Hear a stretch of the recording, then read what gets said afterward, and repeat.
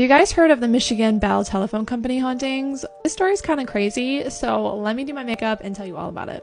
Hi, if you're new here, my name is Haley V, and I am the host of the Mitten Mysteries podcast, where we like to talk about all things creepy, strange, and unusual. Anything weird that happens here in Michigan, we talk about it on the podcast. This ghost legend / haunting takes place in a building down in Grand Rapids, Michigan, and it's at the Michigan Bell Telephone Company.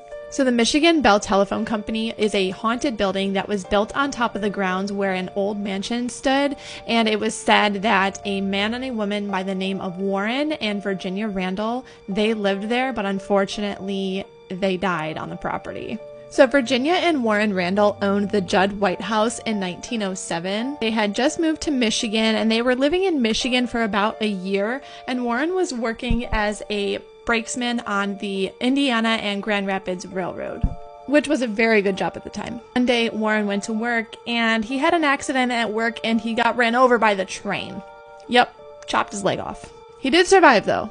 So as one could imagine, Warren fell into a deep depression. He got really sad because he lost his leg, so he started kind of acting weird and being paranoid and just kind of strange. After surviving the train incident, he had gotten a wooden leg attached to his body where his real leg used to be, so that way he had something to walk on. But this caused a lot of problems with Warren and his insecurities about his leg, which in turn caused a lot of insecurities with his marriage.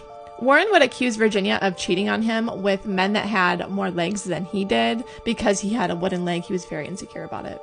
Their arguments became so violent that the police had to be called to help break up the fights.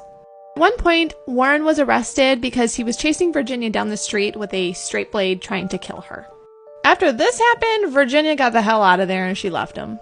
But unfortunately, she came back because Warren asked her to. So when Virginia came back to the house, they started to argue again, and so Warren took off his wooden leg and beat Virginia to death with his wooden leg.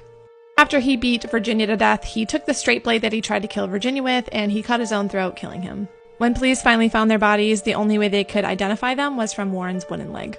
So the house was never occupied again, and it was torn down and bought by the Michigan Bell Telephone Company. Now the spirits of the Randalls are said to haunt the Michigan Bell Telephone Company. Many of the Grand Rapids residents who live in the area have also stated that they get random phone calls from the Michigan Bell Telephone Company, and when they pick up, there's nobody on the other line. I guess you could say they're being ghosted.